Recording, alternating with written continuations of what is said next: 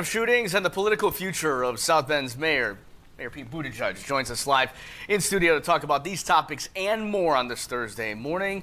Mayor Pete, good morning. Good morning. Good to be with you.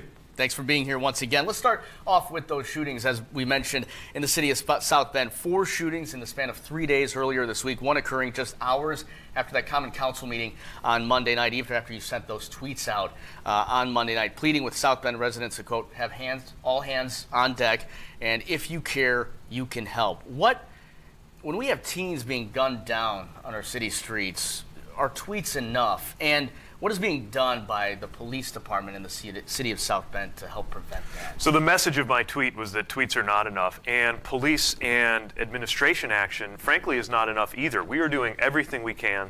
We are fighting with everything we've got. The state of Indiana blocks cities from enacting our own gun policies, so sometimes it feels like we're fighting with one hand behind our back, but we're just going to fight that much harder. But this is all hands on deck. The entire community, if you care about this issue, has a role to play, from making sure that young people who know some of the folks involved are sharing what they know, to making sure that those of us in an older generation are creating mentoring opportunities and other things to get those kids on the right track before it's too late. Now, this is a little bit reminding me of what happened last year. We began last year with a terrible string of shootings affecting young people in particular. We were able to come together and stop that from spreading. So when we got to the end of 2018, shootings and killings were down compared to 2017.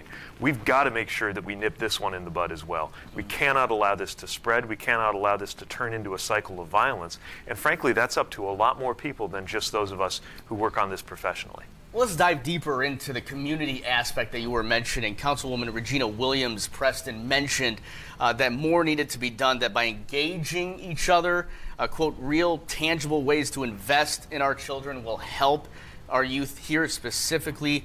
What are you doing to help that along? Well, the core of our strategy here is what's called the group violence intervention. I think it's widely regarded as the best practice that's known in the United States for dealing with these kinds of issues. It involves identifying, often by name, the members of different groups and gangs that are associated with violence. But it's not just about locking people up. It's also about trying to prevent a crime before it happens by getting the attention of these groups and creating opportunities to route them into a better life, to give them job opportunities, to get them to be productive members of society so that they are safe, alive, and out of prison. But anybody who is an adult can also help anybody who is a youth. We need to beef up mentoring opportunities and continue investing in our neighborhoods because we know what some of these young people are up against, and we shouldn't be surprised when the street gets a hold of them.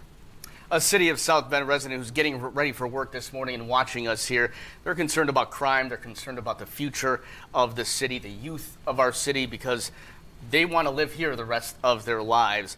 What's your answer to them if they're wondering if you're still invested in this city? This is my home.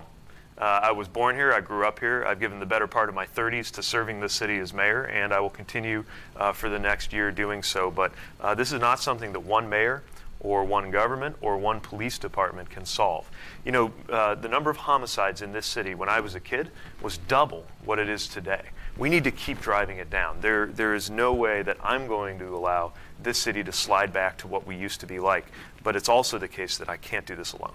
And speaking of the future, Mayor, over the course of the next several months, there could be changes in your future since you will not be running for mayor of the city of South Bend once more. But what is your response to that person as regards to how you will still be engaged over the next 11 to 12 months? Well, first of all, we could talk about it one-on-one. I would invite them to come to the Charles Black Center at 5:30 this evening. As usual, we're doing a Mayor's Night Out event, and if they want to ask about that or about potholes or just want to say hello, I'd be happy to sit down with them. This is the core of my responsibility. This is my home, whether I'm in office or one day when I'm not in office. And we have a fantastic administration team that is going to continue to drive the progress, whether it's on public safety, whether it's the economic expansion we've been seeing, whether it's an incredible amount of activity that we are about to see in our parks and public spaces over the course of the spring and summer, really transforming them for a new generation.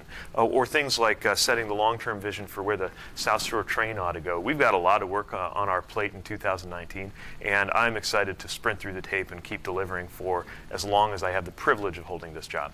Mayor Pete Buttigieg, so kind enough to join us once again here this morning. Thanks. Thank you, Mayor Pete Buttigieg.